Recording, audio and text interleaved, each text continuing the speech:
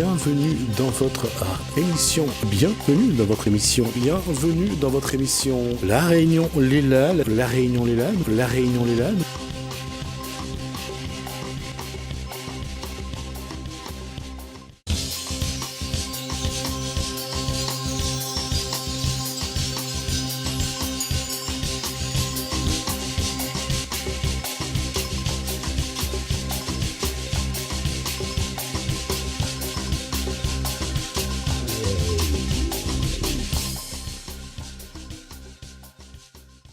Bonsoir à tous, bienvenue dans votre émission La Réunion Léla. On va parler, d'un produit, on va parler de ce que ça peut vous apporter. On essaiera de voir aussi qu'est-ce que ça peut faire comme bien. On en parle en Cosmo réunionnais.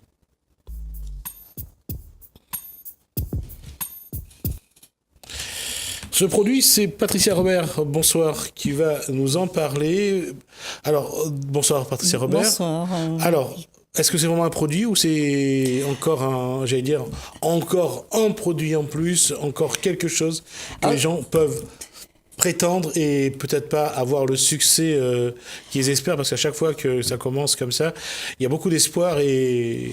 Alors, écoutez, on va dire un produit entre guillemets, un produit de placement. Alors c'est sûr qu'on peut dire, effectivement, ça peut ne pas avoir de succès, mais ça serait dommage pour les Réunionnais. C'est un nouveau produit qui n'est pas du tout connu à La Réunion et que je suis, moi, chargée de commercialiser en tant que créatrice de patrimoine. Alors on va d'abord faire un profil et un CV de Patricia Robert.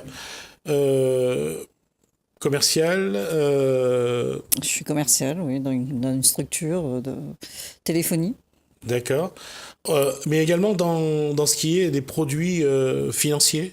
Tout à fait. Donc, je suis créatrice de patrimoine. Alors, créatrice de patrimoine, le mot est grand et en même temps petit. Je me base en fait sur l'état, au moment M, de l'état du patrimoine d'une personne, de l'état de la situation financière d'une personne, et à partir de là, on optimise sur des placements, sur des défiscalisations. Est-ce que ce contexte économique, politique, avec ce qui se passe, est-ce qu'aujourd'hui, la population cherche des produits refuges pour placer l'argent de manière à avoir des intérêts, à avoir des produits qui soient vraiment intéressants, ou on préfère essayer de mettre dans la pierre, par exemple, qui n'est pas un produit financier direct, ou même investir dans la pierre, parce que ça peut rester. Alors, vous avez plusieurs types de placements. Les placements financiers, à risque ou pas à risque. Restons sur le contexte d'abord. Oui. Est-ce que ce contexte-là est propice ? Tout à fait, parce qu'aujourd'hui, on s'aperçoit que tous les produits de placement financier qu'on peut avoir, en tout cas régis par l'État, avec des taux d'intérêt qui sont plafonnés, on a un livret A qui rapporte 0,75% en brut. Quand on enlève les cotisations sociales, les CSG, CRDS, on arrive à un taux de rendement qui est à 0,43, 0,45 maximum. Bon. Il y a une volonté politique de tuer le livret A pour aller vers des produits différents quand même. Non, c'est pas la volonté politique. La volonté politique, c'est de maintenir ce livret A. Mais sauf que on demande encore aux contribuables de contribuer pour créer des logements. Donc la partie placement livret A, ça sert à financer les logements sociaux, chose que l'État ne peut plus aujourd'hui. Donc on va ponctionner sur les livrets A pour pouvoir avoir des effets leviers et investir dans des logements sociaux. La loi aujourd'hui, elle privilégie des investissements dans les entreprises, ou plutôt que dans les produits financiers. Alors, les deux, de toute façon, ils sont gagnants. Quel que soit le produit, que ce soit des produits financiers, la taxation est énorme, au minimum 17%. Et dans les entreprises, c'est pareil. Plus une entreprise va avoir de la valeur ajoutée, plus on va pouvoir récolter des impôts sur les sociétés. Parce qu'on regarde, on va à La Réunion par exemple, on essaye de lancer des projets et de faire appel à des investissements extérieurs, pour pas dire étrangers. On voit qu'en métropole, les pays arabes ont... De plus en plus, oui, les pays arabes, il y a aussi la Chine, oui. La Chine, l'Inde bien moins, mais qui aujourd'hui acquièrent des immobiliers ou des entreprises de métropole.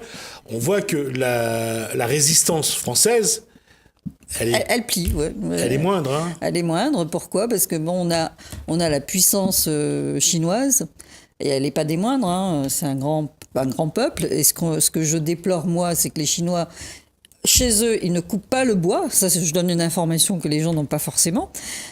Ils préservent leur forêt pour le respect de l'environnement. Par contre, on voit les Chinois arriver en France et couper du bois dans les forêts françaises et personne ne dit rien. D'accord ? On laisse faire, alors que, bon, je veux dire, on est quand même chez nous. Si on autorise les personnes étrangères à venir chez nous, et en plus à piller, parce que moi j'appelle ça piller, quand on coupe une forêt, quand on coupe des arbres dans une forêt, c'est piller. Et c'est pareil, hein, vous allez sur Paris, la plupart des grands hôtels ou des beaux appartements... Des boutiques de luxe sont achetés par des Chinois, et voire même l'immobilier par des Arabes. Ça, c'est quelque chose dont tout le monde connaît. On voit par exemple sur la Côte d'Azur les Russes s'installer, entre autres. Mais c'est pour ça que je disais qu'aujourd'hui, est-ce qu'il faut chercher des produits financiers, des produits qui... Avant, on avait placé son argent en Suisse ou dans les banques de Luxembourg. Maintenant, c'est un peu compromis par la réglementation qui l'interdit. Ou du moins, il y a la TRACFIN au niveau international. La TRACFIN, c'est la police internationale au niveau des finances. Hein. Elle va chercher partout dans les pays du monde. Alors aujourd'hui, ce qu'on cherche, c'est les paradis fiscaux. Alors oui, beaucoup cherchent les paradis fiscaux, mais ces paradis fiscaux n'existent... Bon, enfin, je dis pas qu'ils n'existent plus, ils n'existent quasiment plus. On n'a plus de paradis fiscaux parce que la police internationale au niveau des finances, hein, la TRACFIN, on appelle ça, est partout dans le monde. Et à chaque fois qu'un ressortissant français va ouvrir un compte à l'étranger, ils sont déjà informés. Surtout Bercy qui s'intéresse à ça. Tout à fait. Il n'y a pas à se poser les questions. Alors c'est pour ça que je reviens à ma question, avant de revenir à ce produit-là. Il y a un développement, il y a une évolution, c'est que les banques sont venues assurances, les assurances sont venues des banques. Orange, aujourd'hui, qui est de la téléphonie, est également une banque. Il y a ce qu'on appelle les banques en ligne. Il y a aujourd'hui une vraie frénésie à être sur tous les endroits où il y a de l'argent, même si c'est que 1 centime. Et c'est quelque chose qui est effarant, parce que finalement, tout le monde sort, et on voit à l'arrivée pour le consommateur le coût des frais bancaires. C'est vrai. Ça a explosé à La Réunion. C'est énorme. Alors, justement, ce que je voulais dire, c'est comment, aujourd'hui, se dire que... Comment choisir le bon produit financier. Quels sont les éléments qui vont révéler que ce produit-là, il est bon pour aujourd'hui et pour dans 10 ans ? On va déjà regarder le secteur sur lequel il se porte, d'accord ? La composition, est-ce que c'est un produit comme une assurance vie ou un produit de placement livré tel que proposent les banques, ou les taux d'intérêt, comme je vous dis, sont plafonnés. Par contre, on a des produits, et c'est l'objet de l'émission d'aujourd'hui, on a des produits qui portent essentiellement sur tout ce qui est bureau, commerce et là donc la santé. Ce sont des produits qui ont une valeur ajoutée parce que de plus en plus, au niveau de la santé, on a toujours besoin de la santé. Le commerce, les gens auront toujours besoin de se nourrir. Hein, donc ce sont des secteurs où on dirait qu'il n'y a pas de crise au niveau de la santé. De plus en plus de structures sont manquantes aujourd'hui. On a besoin de pallier à ça. Et le gouvernement, l'État aujourd'hui n'est pas en mesure de le faire. D'accord ? Je parle par exemple des maisons de santé spécialement dédiées aux maladies psychodégénératives. Il n'y en a pas beaucoup sur le territoire français. Et c'est là où il y a intérêt à se positionner parce que le besoin est énorme dans les 40 années à venir. Alors la question est de ce fait, c'est que On voit tous les produits que proposent les banques, les assurances, les courtiers en tout genre. Comment faire, pour le profane, comment il peut choisir, qu'est-ce qu'il doit avoir besoin comme critère pour choisir un bon produit? Comme je dis, tout argent placé comporte des risques. Après, ce risque, il est plus ou moins tempéré en fonction de certains critères. Et ces critères sont définis un petit peu par l'autorité des marchés financiers, l'AMF, qui est aussi notre organe de contrôle. L'AMF va donner son avis sur le degré de risque. Qu'est-ce qui fait que ce produit est risqué ou pas? D'accord? Et là, on a une échelle de 1 à 7, 1 étant un produit qui ne comporte pas de risque et 7 étant un produit qui comporte beaucoup de risques, avec de perte de capital, voire même de taux d'intérêt qui n'explose pas, on va dire. Donc on va regarder ça, on va regarder le secteur sur lequel ça porte, encore une fois, et en dernier lieu, est-ce que c'est un produit qu'on peut mobiliser à tout moment ou c'est bloqué pendant une période, etc. Donc ça, c'est aussi des critères que les personnes qui veulent placer de l'argent doivent regarder aujourd'hui. On avait un très bon produit qui était l'assurance vie, avec des avantages. Aujourd'hui, l'inconvénient majeur de l'assurance vie, c'est que votre capital est bloqué pendant un certain temps et la rémunération tombe seulement au bout d'un délai. Voilà. Et troisième défaut de l'assurance vie, entre guillemets, encore une fois, on va être un taux d'intérêt qui va plafonner aujourd'hui à 1,86, allez, 2% maximum, quoi. Vous êtes au fait que le gouvernement actuellement essaye de tout faire pour que tout l'argent qui dort aille en investissement pour les entreprises. Tout à fait, oui. D'accord ? Alors, comment faire ? Et là, on le voit avec le CAC 40, on voit les fluctuations de tout ce qui est obligations, de tout ce qui est les parts sociales qui montent, qui descendent. On voit qu'il faut absolument soutenir l'entreprise, sauf que lorsqu'on donne l'argent aux entreprises, on n'a plus de nouvelles. Si ça marche, à la fin de l'année, il y a des dividendes. Sinon, cet argent-là ne vous appartient plus tellement. Oui, on est au fait de ça. Il y a de plus en plus de structures qui sollicitent les particuliers pour investir dans les entreprises. Mais bon, il y a des garanties derrière quand même, parce que moi j'ai eu l'occasion de solliciter une entreprise dernièrement pour les besoins de la société pour laquelle je travaille, et forcément il y a des garanties derrière. Ils viendront pas s'il n'y a pas de garantie derrière. Et la garantie, ça peut être une garantie BPI par exemple, ou une garantie SIAGI que les entreprises peuvent solliciter en cas de prêt bancaire. Alors, par rapport à ce produit, qu'est-ce qu'il y a de différent dans le produit que vous présentez ? Alors, la différence, c'est quoi ? C'est qu'on est sur une SCPI, Société Civile de Placement Immobilier. Alors, c'est de la pierre, bien sûr, mais c'est de la pierre papier. On est sur un investissement immobilier, mais 100% dédié à des structures de santé. D'accord ? Donc, comme je vous ai dit tout à l'heure, l'AMF, donc l'autorité des marchés financiers qui régit tous ces placements. Parce que je vais préciser AMF parce que l'association pour non, c'est l'AMF, l'autorité des marchés financiers qui régit, qui contrôle en tout cas tous les placements financiers qu'on sollicite auprès des particuliers. Le but, c'est de rassurer quelque peu aussi les investisseurs.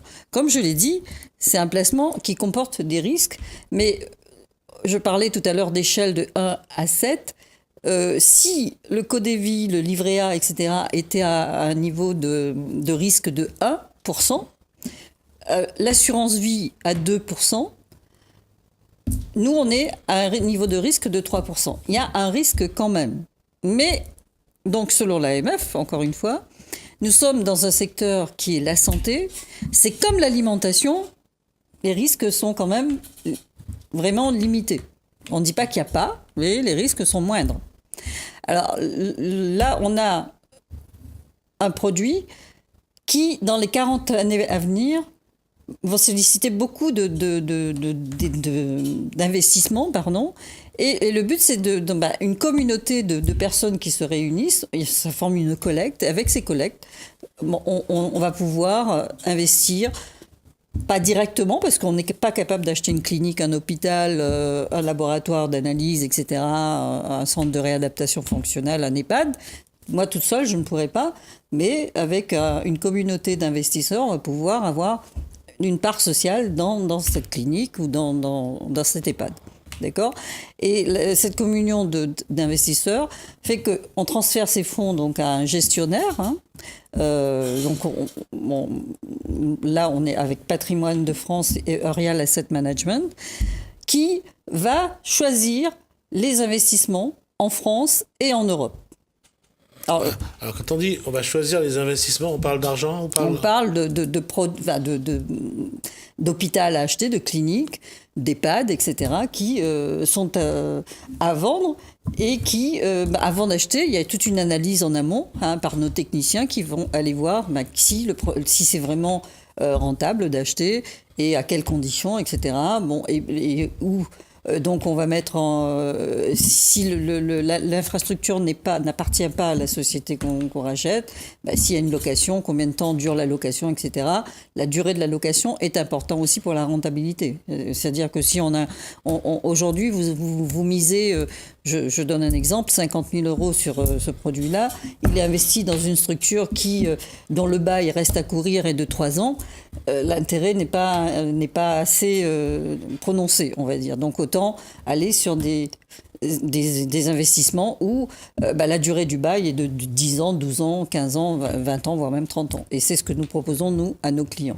Alors, je vais essayer d'être explicite là-dessus, c'est de proposer un produit, d'investir donc, de mettre de l'argent pour que l'association... La société Eurial Asset Management puisse acheter donc du foncier, enfin de l'immobilier plutôt, pour la santé. Dédié 100% à la santé. Alors, quel est l'intérêt pour quelqu'un d'investir dans un tel projet ? Écoutez, c'est un placement qui en plus est très simple. Quand vous achetez de l'immobilier, il vous faut choisir votre bien, il faut voir si c'est bien situé, il faut voir dans quel quartier de la ville c'est. Bon, après, vous avez les frais de note. Enfin, vous avez donc l'investissement lui-même. Donc, le prêt, il faut recourir à un prêt bancaire. Il faut signer un compromis, recourir à un prêt bancaire. Après, faire la signature. Donc, c'est long comme processus. Et puis, ça amène des soucis parce que vous avez des personnes qui achètent et qui ne sont pas là pour pouvoir louer, etc. Ou quand ils arrivent à un moment où on arrive à la fin d'un programme de défiscalisation, par exemple, pour pouvoir revendre, il faut solliciter les partenaires et faire de la publicité, etc. Là, il n'y a rien de plus simple. Vous remplissez un bulletin de souscription, vous faites le chèque, ça prend 3 semaines maximum pour que vous soyez enregistré, et vous commencez à percevoir dans 3 mois vos premiers revenus. Je répète, dans 3 mois, vous commencez à percevoir vos premiers revenus. Bon, il y a un délai de carence de 3 mois quand même, ce qui fait que, on fonctionne par trimestre. Les 3 premiers mois, bien sûr, comme c'est de l'immobilier, bon, et des frais de notaire, tout ça est inclus dans le prix. Mais l'avantage, c'est que vous attendez pas 1 an pour toucher les dividendes. Oui, ça, lorsqu'on présente le projet, il est toujours mirobolant. Non, mais c'est... Non, je dis pas que c'est pas vrai. Attention, je dis pas que c'est vrai. Mais je veux dire, pour quelqu'un qui ne maîtrise pas les arcanes de ce milieu de courtier, d'investissement financier, de produits financiers, quand on appelle la personne appelle pour savoir où c'en est pour lui ou autre, je veux dire, déjà les réponses sont souvent évasives, vagues. On peut comprendre que quelqu'un qui aura économisé 20-25 000 € tout au long de sa vie et qui va le confier à quelqu'un s'inquiète pour lui qui est pas sorti pas plus loin que la grande surface du coin ou du primeur du coin, que se demander, mais mon Dieu, où ça mon argent parti ? Il aura, pour se rassurer, donc un vrai contrat qui sera émis. Donc il aura signé un contrat en 3 exemplaires.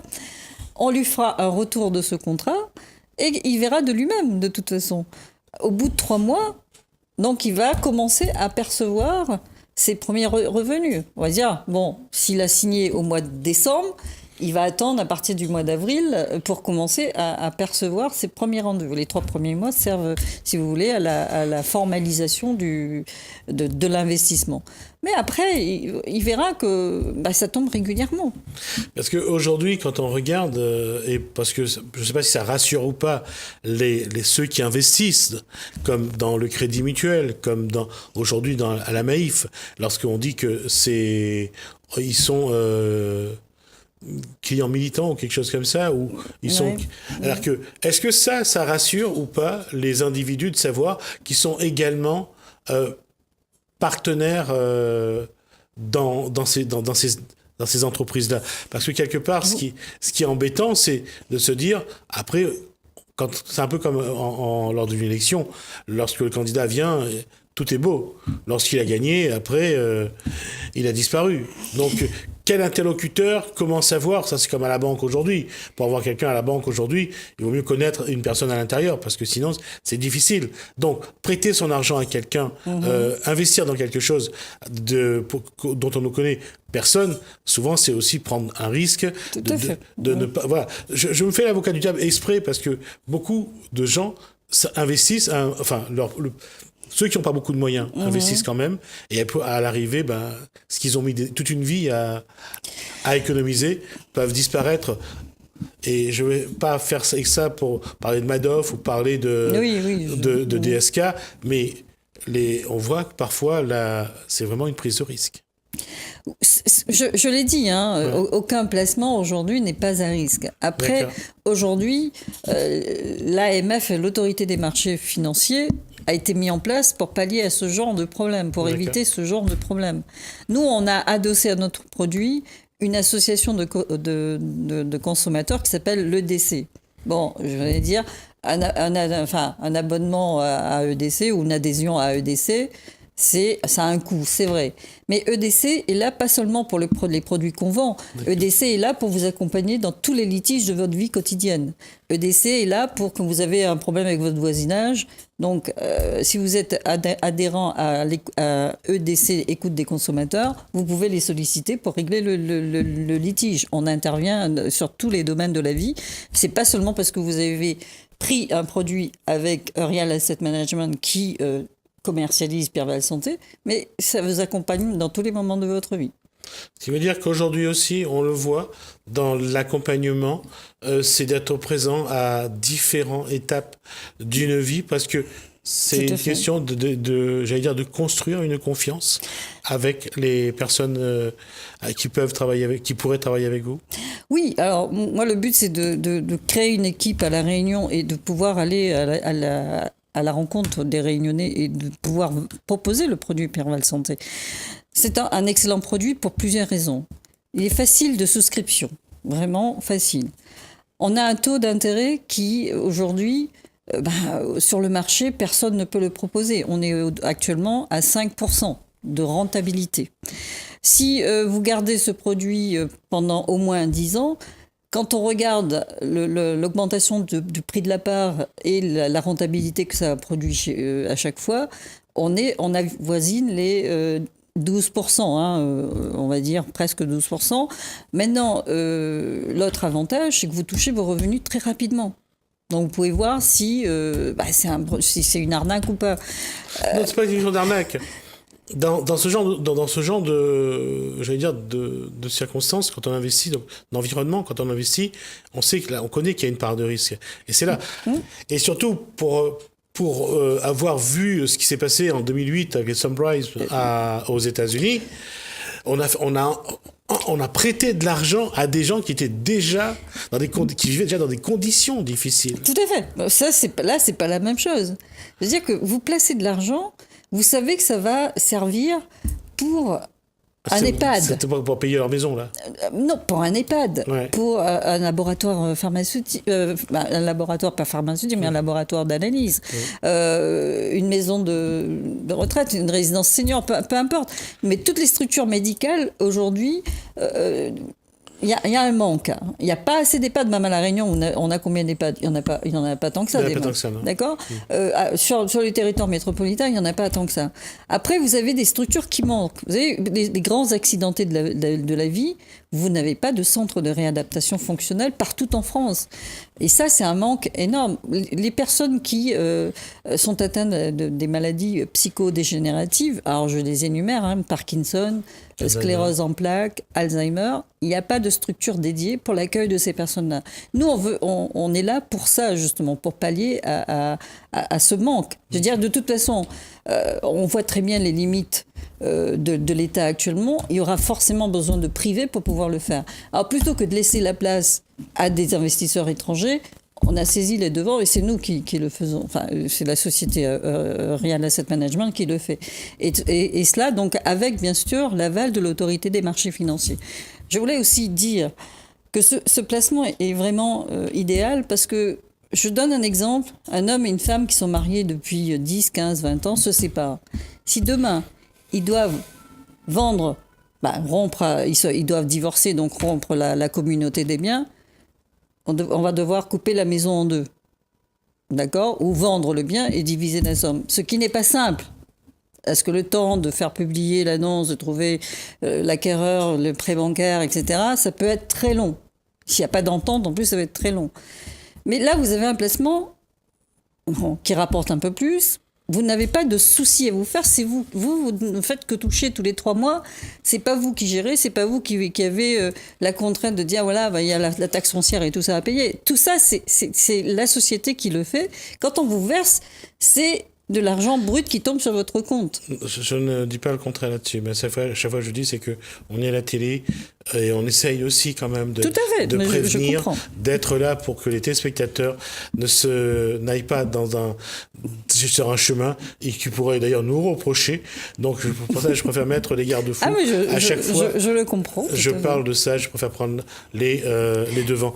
Juste, oui. Alors, un dernier point aussi qui me tient à cœur, c'est-à-dire que quand vous faites ce placement, vous avez un pourcentage de la collecte annuelle qui est reversé à l'ICM, l'Institut du cerveau et de la moelle épinière. D'accord ? Le but, c'est de financer des travaux de recherche. Et ça aussi, on en manque, hein, donc, pour trouver le remède à l'Alzheimer, à la sclérose en plaques, etc. Donc, non seulement vous placez de l'argent, ça vous rapporte, mais en plus, ça sert à une finalité sociale, c'est de trouver des remèdes à des maladies psychodégénératives. Donc, on reste sur un fait, c'est que cet investissement-là, c'est pour donc porter des structures médicales, acheter des murs pour faire des structures médicales, ici à La Réunion ou ailleurs. On est surtout en France, surtout sur le territoire métropolitain. La première expérience outre-mer a été en Guadeloupe. D'accord, j'ose espérer qu'il y en aura bien sûr un à La Réunion, c'est le but. Et ce qu'il faut se dire aussi, c'est qu'on a décidé d'aller partout en Europe parce qu'il y avait une demande, et surtout parce que on veut maintenir le même taux de rémunération pour nos clients, ce qui fait qu'on va aller sur des pays où la taxation est moins élevée. Oui, mais c'est aller investir dans des pays... européens. Européens quand même ? Tout à fait. Ah oui, européens. C'est-à-dire les pays de l'Est, par exemple ? On est plus sur des pays tels que le Portugal, l'Espagne, l'Italie bientôt, dernièrement l'Irlande, où voilà, on est... Est-ce que ça a un intérêt pour eux d'aller faire que ces structures immobilières médicales soient ailleurs, et comment eux pourront le bénéficier ? Qui ? Ceux qui investissent, si un jour ils ont besoin. Il faut vous poser la question, qu'est-ce que vous voulez ? La rentabilité ? Ou d'être soigné. Oui, c'est-à-dire qu'aujourd'hui, vous placez de l'argent. Alors, l'avantage aussi de ce placement, c'est que vous pouvez faire un prêt comme un prêt immobilier. Je donne l'exemple d'une personne qui approche de la retraite. Il a 10 ans de sa retraite. Il a fini de payer les études des enfants, payer sa maison. Et il peut faire un prêt qui va placer chez nous. Bon, il aura un petit effort d'épargne, bien sûr, pour pouvoir payer les traites tous les mois. Mais tous les 3 mois, il a ses revenus qui tombent, donc il va y avoir un petit effort d'épargne. Mais dans 10 ans, il aura fini de payer son prêt, le capital est à lui, Et là, il va partir à la retraite avec un complément de revenu qui va tomber tous les trimestres. Et ça, c'est aussi un autre avantage. D'accord, on va rester là parce que j'ai déjà beaucoup dépassé le temps que j'avais prévu, mais c'est pas grave. On va raccourcir sur les vidéos. On va juste regarder. Merci, Patricia Robert, pour ces informations. On y reviendra concernant tout ce qui concerne donc Avec plaisir. La création de structures pour les personnes ayant porteurs de handicap, toutes les maladies en tout cas. Ouais. Merci. Bienvenue dans votre émission. Bienvenue dans votre émission. Bienvenue dans votre émission. La Réunion, les LAN. La Réunion, les LAN. La Réunion, les LAN.